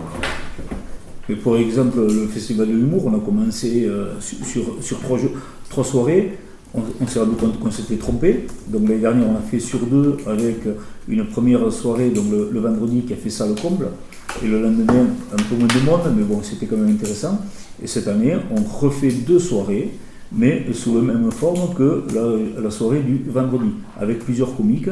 Donc là aussi, la salle était comble le vendredi. On espère faire un coup double parce que les gens qui viendront, normalement, on aura une ou deux pointures qui seront intéressantes. Donc ça peut amener énormément de monde. Et d'ailleurs, je vous invite tous à venir participer parce que on compte aussi les gens du conseil municipal. On n'est pas nombreux. Voilà. C'était juste une information. Merci pour cette réponse. Vous avez fait deux choses. Le soutien aux associations qui a toujours été, qui continue. Donc a priori, ce n'est pas forcément un axe fondamental, ou alors ça veut dire que vous allez le renforcer. Vous allez nous annoncer une bonne nouvelle, vous allez doubler par exemple le montant des subventions aux associations. Ou alors, ce qu'évoque M. Honès, c'est des choses qui sont décidées au sein de la municipalité, le festival de l'humour. Pas forcément par la commission animation, comme on peut le dire, puisque je fais partie de la commission animation et je n'ai jamais entendu parler avant que ce soit effectif. On n'en parle pas. C'est décidé au niveau de la municipalité. Vous allez mettre un budget au niveau de l'équipe de la municipalité et comme c'est un axe fondamental, on peut savoir, vous allez mettre des milliers d'euros, vous allez mettre... qu'est-ce qu'on met concrètement? C'est comme ça. Je veux dire, on met 10 000 euros, on met 20 000 euros, on met 30 000 euros, on met 50 000 euros. En gros, au niveau, pour le moment, on est sur une étude aux environs de 45 000 euros pour tout ce qui est animation. Et concernant la commission animation, je vais vous répondre après lors des questions diverses. Merci. Donc après, je lis une politique qui est toujours ambitieuse mais responsable. Donc objectif poursuivi, ça c'est nouveau, contenir les charges à caractère général, ne pas augmenter les taux d'imposition locaux, ça c'était déjà fait, optimiser les recettes. Alors je suis plus intéressé par cet aspect, donc comment on peut optimiser les recettes? On va chercher les subventions comme on a fait pour le jardin public. Quand on va chercher... mais Monsieur Benegui, il faut se battre pour aller chercher les subventions. Donc, on optimise nos recettes. Donc, on va chercher d'autres subventions. On est allé chercher du fonds vert sur le jardin public. On n'aurait pas fait le revêtement tel qu'il est. On n'aurait pas eu du fonds vert. On est allé chercher du fonds vert. On améliore notre ville dans un domaine écologique qui vous tient à cœur et à moi aussi. Moi, je suis un écolo aussi, peut-être pas aussi pointu que vous parce que moi je sais jusqu'où je m'arrête. Mais on essaie de faire les choses comme il faut. On va chercher des subventions. Et si on ne va pas les chercher, si on ne fait pas quelque chose qui est dans l'air du temps pour notre planète, on n'aura pas de subventions. Et là, en faisant comme ça, on est dans la trame qu'il faut et on va chercher des subventions, donc on optimise nos recettes. Ok, écoutez, je comprends mieux chercher les subventions que optimiser les recettes. Non. Si, on les optimise. Non. Une subvention, si elle n'est pas demandée... Dans les recettes, vous avez donc les subventions. Les recettes, vous jouez sur les mots, M. Benegui, vous faites un mauvaise foi. Recevoir, aller chercher du fonds vert, aller chercher avec l'agence de l'eau des aides supplémentaires, il faut vouloir le faire. On l'a fait parce qu'on a joué le jeu d'aujourd'hui, la protection de la planète, l'évolution de notre planète. On fait attention à tout ce qu'on fait et à notre consommation. Éclairage et à tout plein de choses. Donc, contenir les charges, donc je lis dans les dépenses réelles de fonctionnement, charges à caractère général. Donc, vont sensiblement augmenter les taxes foncières pour les nouveaux biens acquis. Donc, vous auriez une première estimation? Vous mettez combien les charges à caractère général? Oui, mais là, on vous a donné les grosses lignes. On est sur des débats d'orientation. Les chiffres, vous les aurez au prochain conseil municipal quand on votera le budget. Là, ils seront précis, par contre. Là, on est sur les orientations budgétaires. Les orientations budgétaires, on vous a rappelé la définition, c'est un débat sur lequel on discute. On n'a pas les chiffres, on donne les orientations sur lesquelles on veut aller. Tout simplement. Je ne vais pas vous donner... Aujourd'hui, on ne fait pas le vote du budget. On fait les orientations budgétaires. Un point, c'est tout. Voilà, c'est une orientation, on peut vous dire... Donc, les chiffres, vous ne les aurez pas. C'est pas aujourd'hui que vous avez. Vous avez les grandes masses. Les charges personnelles. Donc là, on peut noter il y a des nouvelles personnes qui arrivent et des départs à la retraite. Est-ce qu'on a une idée? C'est plutôt au début d'année? C'est plutôt en fin? Là, on a deux départs à la retraite en fin d'année, mois d'octobre. Donc, septembre, on va attaquer. On va attaquer les appels d'offres. On va appeler les créations d'emplois.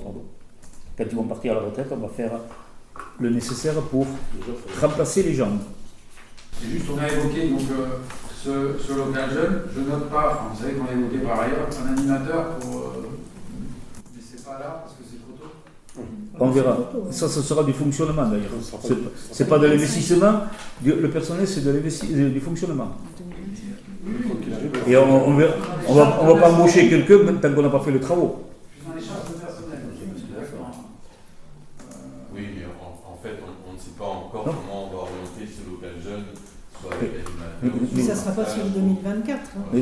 Mais si c'est sur le budget, ce sera en 2027. Sur 2024. S'il y a quelque chose. Vous travaillerez avec la CCDG, puisque la CCDG a la compétence jeunesse. Ce sera un lien. Non. C'est un projet communal. C'est un projet communal, mais par contre la CCDG a bien été consultée au départ du projet pour savoir dans quelle mesure le partage, quelles compétences, ce qu'on avait le droit de faire et de ne pas faire. Et effectivement, la CCDG nous a répondu qu'il n'y avait rien de s'opposer à ce que l'on souhaitait faire. Au contraire, ils ont été ravis. Ils ont été, oui. Surtout financièrement. Puisqu'on parle des jeunes, le conseil municipal des jeunes, il existe toujours, parce qu'on n'entend plus du tout. Et ça fait partie des questions que M. Benelli a posées, donc il y aura les réponses. Merci. Juste donc dans les principales dépenses réelles d'investissement, vous avez listé tout à l'heure, pour un montant total de 2 132 000. En fait, on peut noter qu'il y en a 860 000 qui avaient été déjà. Alors, vous avez expliqué, j'ai même noté. Donc c'est les investissements, il y a les études, voilà, ça monte au niveau de l'administration, c'est pour ça qu'on a pris des délais. Donc il y a 860 000 qui ont glissé de 2023 à 2024. Ça dans les 2 132 000. Oui. Vous avez repris des choses, c'est ça. Oui. En gros, en investissement, cette année, de nouveau, on a prévu pour 1 258 000, 1 350 000. Ok, les détails, ça, vous avez dit que vous ne les avez pas. Juste, j'ai noté aussi dans votre présentation, subvention vidéoprotection, vous avez dit avoir de plus en plus de demandes. Oui. C'est-à-dire. Mais on a beaucoup de gens dans la ville qui nous disent quand c'est que vous mettez les caméras de notre côté. J'ai dit, attendez, on a un programme, on met une somme, on fait quartier par quartier. Là, on va s'attaquer sur la place de tout ce qui est place du Temple, là derrière, avec des postes de caméra. L'année dernière, on a fait le jardin public, et ainsi de suite. Vous répondez un peu à la question, c'est-à-dire que c'est pour les bâtiments publics, c'est pas pour les quartiers. Oui, mais on pose sur le bâtiment public où il se passe des choses, tout simplement. Monsieur le maire, juste si je peux rajouter un élément, je voudrais signaler que depuis 3 ans que la commission de travaux, certains vont dire que la commission de travaux se réunit pas trop souvent, mais depuis 3 ans que la commission de travaux se réunit, je n'ai jamais eu une proposition d'investissement apportée par un groupe d'opposition en commission de travaux. Il y a toujours eu des critiques ou des commentaires sur ce que nous on propose, mais je n'ai jamais reçu une proposition d'investissement concrète où quelqu'un me dit tiens, et ce projet-là, est-ce qu'on ne pourrait pas le porter? Alors, monsieur Lévy, vous ne faites pas partie de cette commission-là, mais vous connaissez aussi, vous savez me contacter quand il le faut, vous avez mon adresse mail, je n'ai jamais reçu quoi que ce soit de votre part, ni du reste de l'opposition. Voilà, c'est juste ce que je vais faire remarquer. Merci. Vous aviez dit pour on parlait des caméras, c'était ça. Non, mais les caméras, on fait étape par étape, voilà, tout simplement. On sécurise certains lieux petit à petit. Oui, vous avez utilisé le terme de démocratie participative à mauvaise escient, c'est pas ça la démocratie participative. Vous parlez de démocratie, de gouvernance qui fait participer les conseillers, et ça c'est normal. La vraie démocratie participative telle que vous devriez l'appliquer, c'est d'inclure les citoyens dans des discussions et dans des budgets. Mais on l'a fait pour les mobilités douces. Et avec le nombre de personnes qu'on a eu, la conclusion, elle est vite faite. Ouais. Oui, monsieur le maire, oui. Par rapport au premier axe qui est énoncé, alors je ne sais pas s'il y a une priorité, mais je ne pense pas, sur la sécurité des personnes et des biens, donc j'y reviens. Au-delà de la télésurveillance ou téléprotection, qu'est-ce qui est prévu? Est-ce qu'il y a d'autres axes? C'est pas de la télé, c'est pas de la télé, c'est de la vidéoprotection. Oui. Voilà. C'est le seul point qui va être... Mais c'est un point, comme je l'ai déjà dit, je ne l'ai pas en conseil mais au vœu, c'est un point important sur lequel aujourd'hui au niveau des incivilités, ça a baissé fortement en ville. On a la place du Bahia par exemple, elle est relativement très tranquille maintenant depuis 2 ans. Voilà. Y a des endroits où il y a des caméras qui fonctionnent, il n'y a aucun problème. Et malheureusement, on reporte un petit peu aussi les problèmes. Mais les gendarmes ont moins de lieux à surveiller de cette façon-là. Je vois que quand on parle de sécurité des personnes, on ne parle pas forcément que de vidéo. On peut aussi parler du bien vivre. Là, on voit que, par exemple, très récemment, on a 3 personnes qui se sont installées à la Salis. Alors, je ne sais pas combien de temps. 2. L'autre jour, 2 et 2 chiens. Voilà. Donc savoir comment c'est les personnes qui sont en souffrance, parce que voilà, ils sont sans domicile fixe et a priori ils sont en lien avec Madame Couture au CCAS. Oui, je pense que c'est effectivement une question qu'on pose souvent. Il faut savoir que la municipalité n'est pas inactive. Monsieur Mina est toujours en contact avec ces personnes-là. Les services sociaux sont en contact avec ces personnes-là. Il faut savoir aussi que c'est un choix de vie et que s'ils décident de vivre en SDF, c'est leur choix et qu'on est aussi à même de respecter leur choix. Ah oui, il y a pas de mais un exemple réel, une personne d'un certain âge est sortie de la boulangerie, a voulu leur donner à manger. Ils lui ont dit non, j'aurais préféré une baguette avec du chocolat et un peu de coque. Voilà. Alors quand vous avez des phénomènes comme ça, qu'est-ce qu'on peut faire? Rien. Nous on a essayé d'utiliser tous les moyens que l'on avait. Maintenant, on est en relation étroite, et François Minard peut le confirmer, avec la gendarmerie.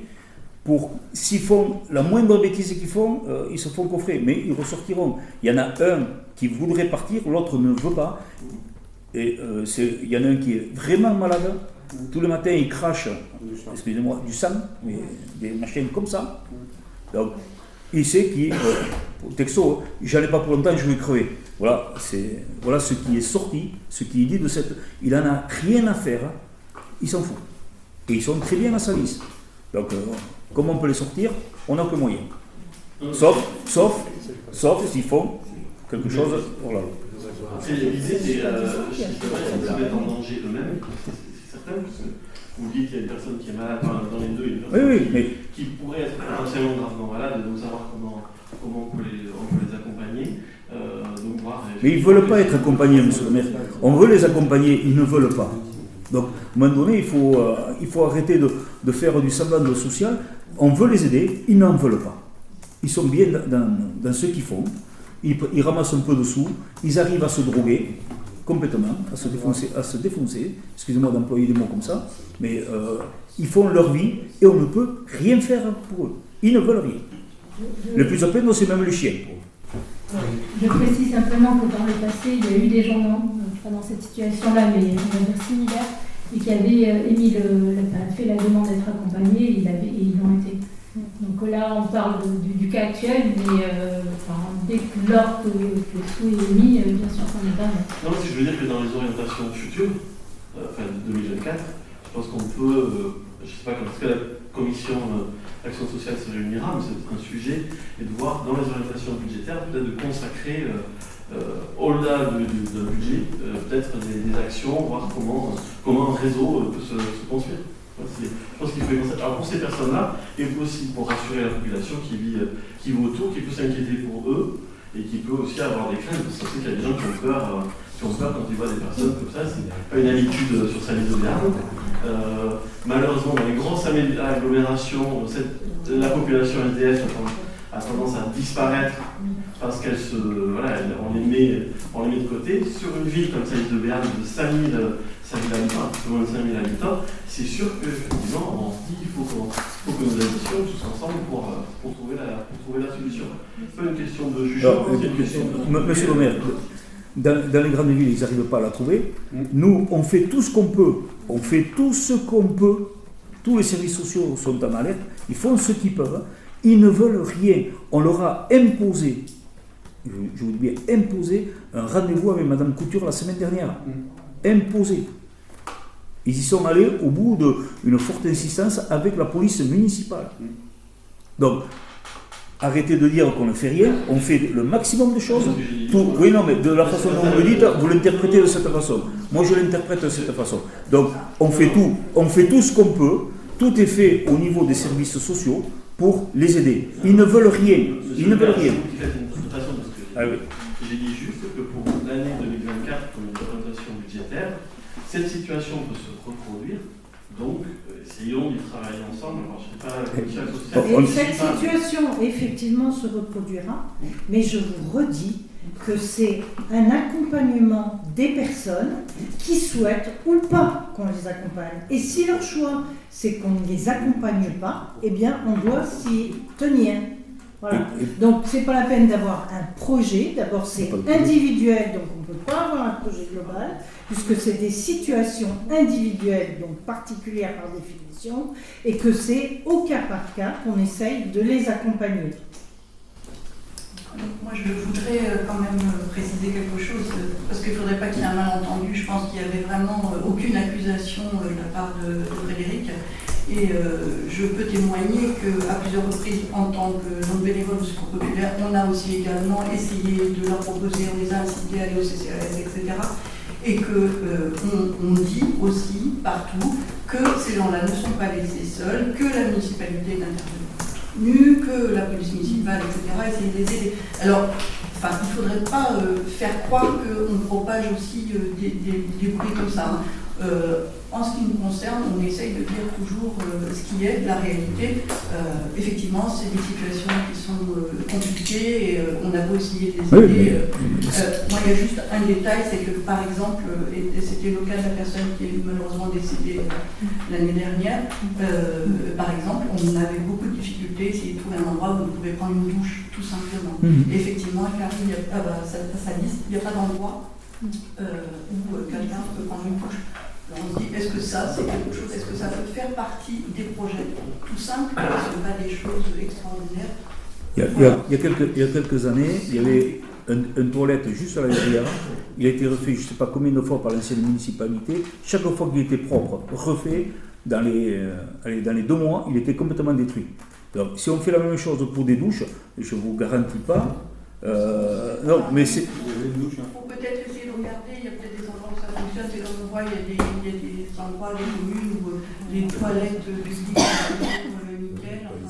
Mais oui, mais on a investi dans des toilettes publiques au parking Graner. On va réinvestir cette année dans d'autres toilettes publiques dans un autre endroit aussi, et les mêmes, pour rendre des toilettes vraiment publiques qui portent bien le nom. Voilà. On travaille là-dessus aussi. En fait, c'était un problème concret et on allait chercher concrètement des solutions. Et je ne sais pas si tu avais fini, moi sinon c'était de savoir si vous trouviez justement, alors pas pour la sécurité, mais pour les autres points que vous avez mis en clair, est-ce que vous pouvez nous donner à chaque fois un exemple tout simple de choses auxquelles vous avez pensé quand vous mettez développer par exemple l'activité touristique et thermale? Juste une idée d'orientation, ça peut être quoi concrètement? Mais c'est de continuer à soutenir et répondre favorablement aux demandes de l'OT par exemple. Et l'OT nous demande un paquet de choses à chaque fois. Voilà. Et donc on répond avec le petit train. Je vais laisser Karine qui va en parler.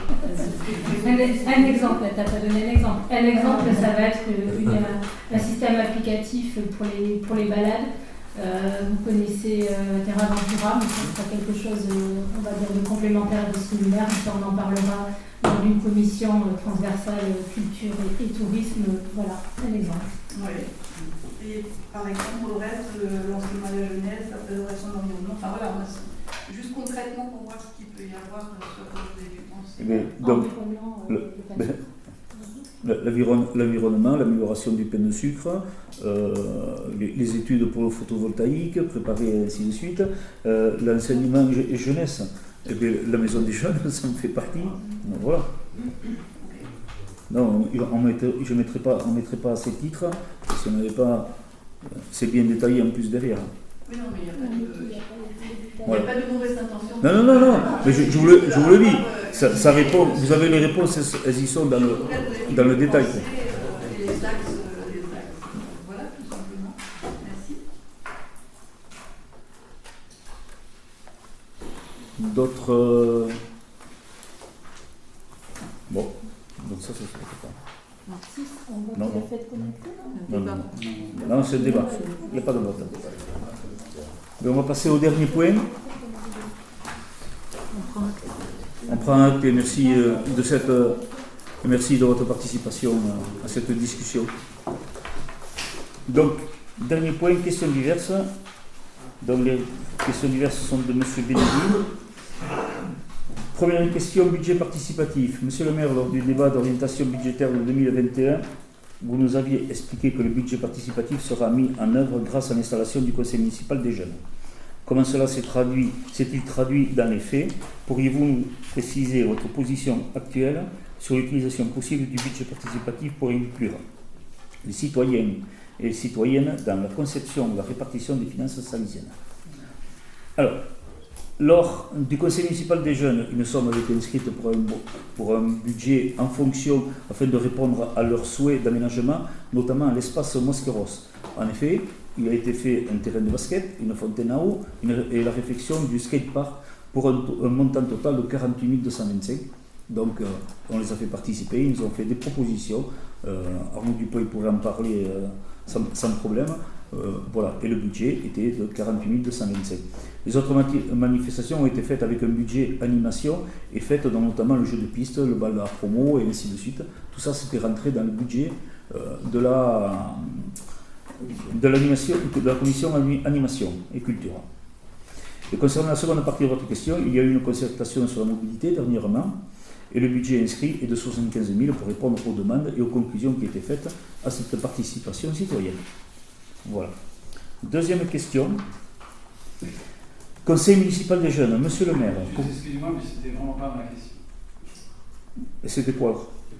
Écoutez, vous l'avez lu très rapidement, je pense que... Mais comment cela s'est traduit dans les faits? Non, la question elle pose sur le budget participatif. Vous êtes déjà ici devant ce conseil municipal parler du budget participatif. Oui. Vous avez dit à Salis, ça se traduira au niveau du conseil municipal des jeunes. Sans donner plus de détails. Je ne parle pas d'un budget qui a été alloué. Je parle d'un budget participatif, mais je crois que vous ne savez, enfin, je ne sais pas, vous ne comprenez pas, vous ne savez pas ce que c'est qu'un budget participatif. Mais on a son budget participatif par rapport à un projet.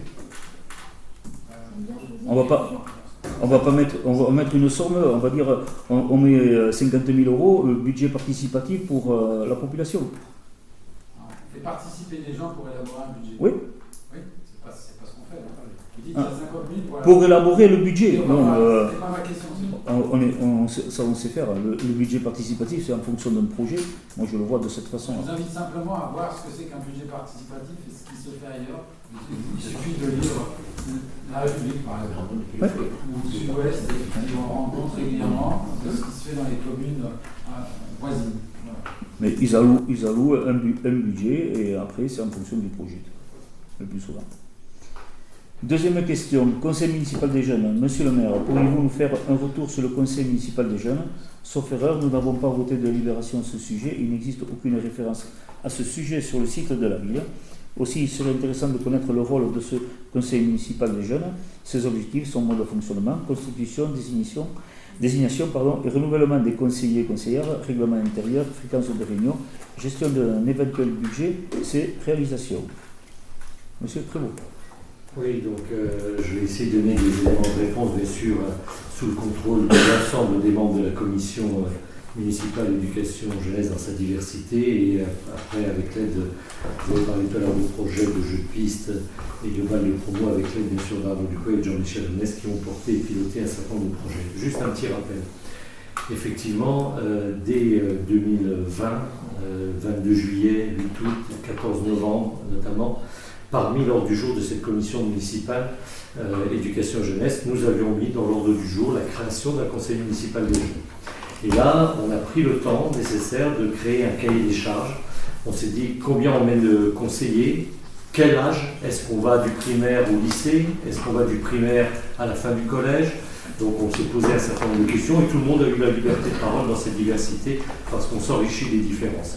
En termes de budget, on s'est dit non, on ne souhaite pas avoir un budget, on souhaite, parce que si on met un budget, ça veut dire qu'on limite les projets. Par contre, on voudrait partir d'un diagnostic des projets et après demander effectivement le budget.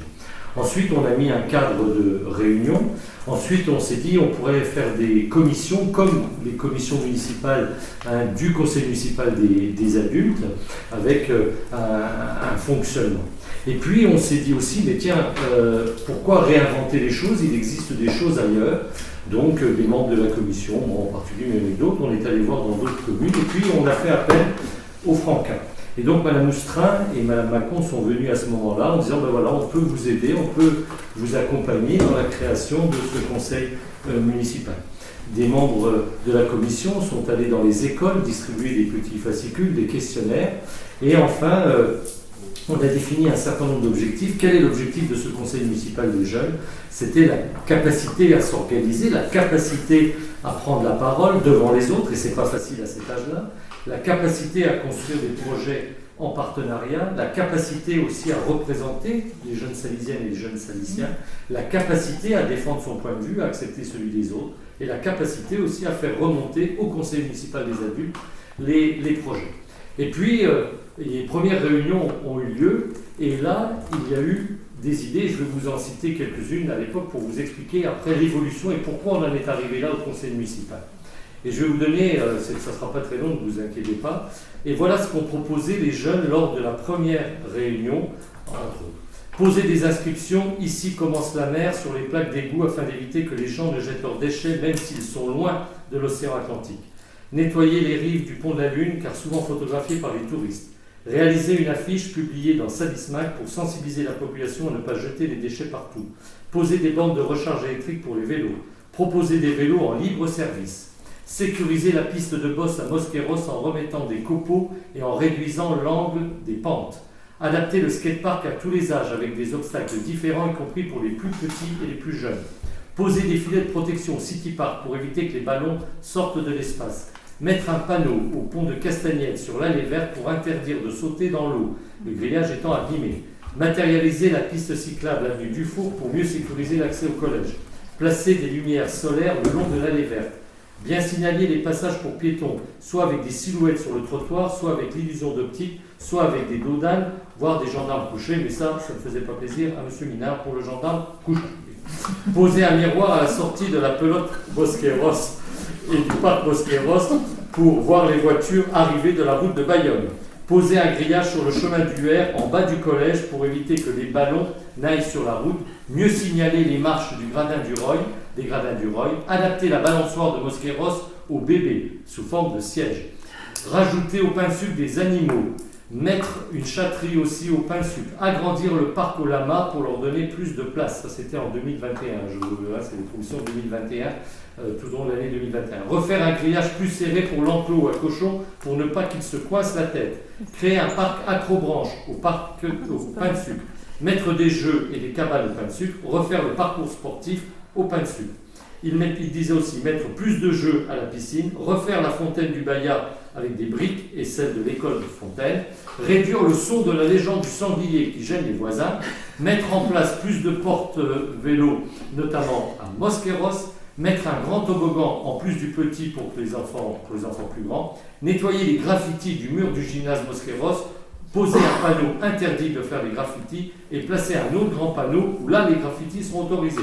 Créer une salle pour les jeunes, activité avec un badge pour y accéder. Et enfin, traduire en anglais les commentaires du petit train pour les touristes, organiser un vide-grenier réservé uniquement à des exposants de moins de 16 ans, un vide-jouet avant Noël, rendre la ville piétonne plusieurs fois dans l'année, recommencer la journée sport-école, sensibiliser les automobilistes au respect de la limitation de vitesse dans la ville, augmenter le nombre d'animations pour les touristes, faire des marchés nocturnes en juillet et en août, créer avec un agriculteur une ferme pédagogique, créer une journée place du Baya, jardin public avec des ateliers créatifs, des grands jeux et des jeux sportifs.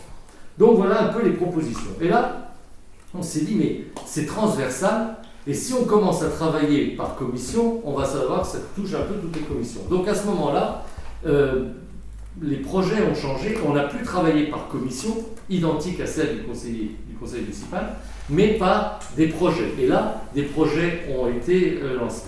Et puis, il y a eu une première réunion qui a été organisée à l'espace Lucien Basque-Rivière sous la présidence de Monsieur le maire, où il y a eu la première réunion en plénière, où il y a eu, en présence des parents, en présence d'ailleurs des conseillers municipaux, où on a vu qu'il y avait des idées.